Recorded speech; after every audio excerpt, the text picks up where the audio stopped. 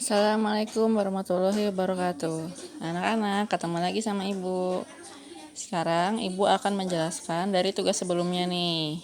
Yang tugas sebelumnya itu adalah Ibu menanyakan tentang kalian harus mencari teori penciptaan alam semesta. Oke, dari video sebelumnya Ibu menjelaskan yang namanya ruang lingkup sejarah itu ada 3. Ada waktu, ada ruang atau tempat, dan manusia. Jadi, jika kita melihat sebuah keadaan dalam artian yang melingkupi alam semesta, maka harus berhubungan dengan 3 ini. Di sini ada teori ledakan besar, teori Big Bang, bukan boy band ya. Lalu ada teori keadaan tetap, ada teori kabut atau teori nebula, dan teori bintang kembar. Oke, satu-satu kita jelaskan ya. Di sini ada teori ledakan besar atau Big Bang.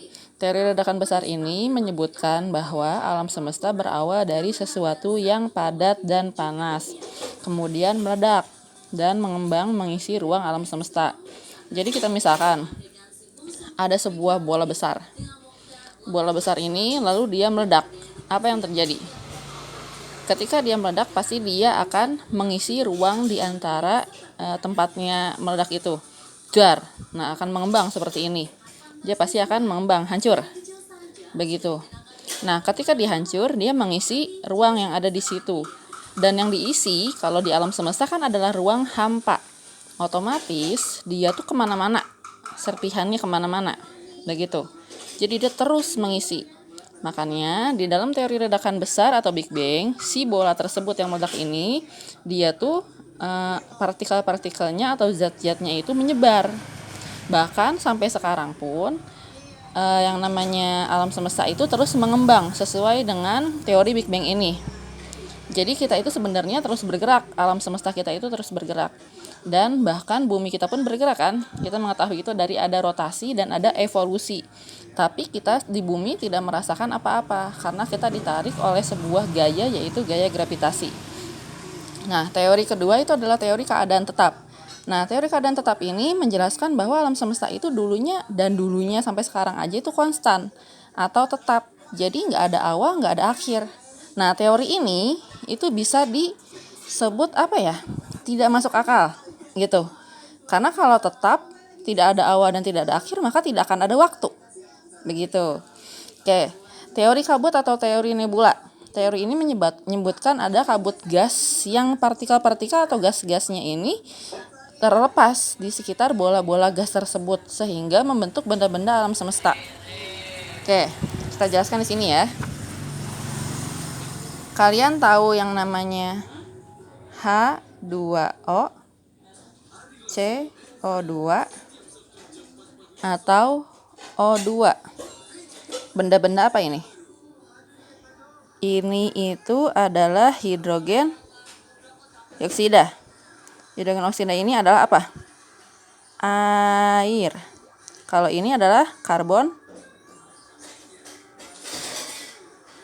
dioksida. Kalau ini adalah oksigen. Nah, inilah yang disebut partikel-partikel atau zat-zat yang ketika mereka kawin, mereka akan membentuk zat-zat baru. Begitu juga dengan alam semesta kita. Ketika alam semesta kita, itu mereka tuh terdiri dari zat-zat atau partikel-partikel yang tadinya itu terpisah. Tapi karena mereka ada kecocokan, kalau dalam kimia itu sebutnya kawin ya. Jadi ada perkawinan di antara mereka dan mereka itu menghasilkan zat-zat baru yang katakan bisa diurai lagi, kembali lagi ke semula. Begitu. Maka dari itu bumi kita ya jadi seperti sekarang. Ada tanahnya, ada airnya. Itu adalah zat-zat kimia semua. Jadi kalau kalian menyebutkan zat kimia, belum tentu sesuatu hal itu adalah buruk. Tapi bahkan kita pun bernapas menggunakan zat kimia, yaitu oksigen. Oke. Nah, partikel-partikel itu terusan. Jadi dia mengembang, terus mengembang, terlepas ke sana ke sini sampai ketemu dengan temannya sehingga mereka kawin, gitu kan. Sehingga mereka kawin, oksigen ketemu dengan oksigen lagi sehingga oksigennya jadi ada 2. Gitu. Jadi akhirnya dia jadi oksigen, gitu kan. Terus yang namanya hidrogen ketemu dengan oksigen, hidrogennya harus ada 2. Nanti dia berubah jadi air. Lalu yang namanya karbon dioksida, gitu kan. dia tuh di situ berputar-putar terus gitu kan. Akhirnya menjadi karbon dioksida yang seperti kita keluarkan ketika kita bernapas. Begitu. Lalu ada teori bintang kembar. Teori bintang kembar ini menyatakan bahwa dulunya ada 2 bintang gede gitu kan, raksasa. Yang satunya hancur, yang satunya tetap. Jadi yang hancur itu mengitari yang tetap. Begitu mengitari yang tetap, yang hancur ini mereka tadi saling kawin. Jadi sebenarnya di sini ada 3 teori yang hampir sama ya, sebenarnya hampir sama. Jadi bisa dikatakan ada keterkaitan 1, 3, dan teori keempat. Dia memiliki keterkaitan karena kalau misalnya kita bicarakan itu kayak ada yang mirip gitu. Yang miripnya apa? Contohnya adalah di sini berkaitan dengan benda-benda atau partikel-partikel atau zat-zat yang mereka itu mengisi ruang angkasa. Beda dengan teori keadaan tetap. Di sini tidak menyebutkan hal tersebut, malah mengatakan bahwa yang namanya alam semesta itu awal dan akhirnya sama aja. Oke, di sini kita lihat. Kalian pasti udah pernah tahu dong kalau dulu pernah diajarin tentang hukum Newton ya. Hukum Newton di sini adalah tentang sebab dan akibat, di mana aksi dan reaksi akan selalu berhubungan dengan waktu, fisik atau benda fisik, daya atau usaha, kekuatan ya, kuat gitu kan, tenaga, dan ruang gitu. Nah, kita lihat lagi. Teori Big Bang. Kita tidak membicarakan manusia ya di sini ya. Manusia itu kan belum ada ketika penciptaan alam semesta. Kita itu ada ketika bumi sudah tercipta gitu. Sedangkan penciptaan alam semesta berarti berbicara tentang bagaimana sistem tata surya kita mulai dari matahari dan planet-planet lain tercipta. Oke, di sini teori Big Bang itu menyatakan ada ruang tadi ya, mengisi ruang alam semesta yang hampa dengan pecahan bola raksasanya. Lalu ada waktu. Berbicara tentang waktu. Ketika mengisi tersebut pasti akan ada waktu. Gitu. Sedangkan teori keadaan tetap tidak membicarakan kedua hal tersebut. Tidak membicarakan ruang karena katanya awal dan akhir sama. Gitu kan? Berarti tidak membicarakan waktu juga. Lalu teori kabut gas juga membicarakan ruang dan waktu.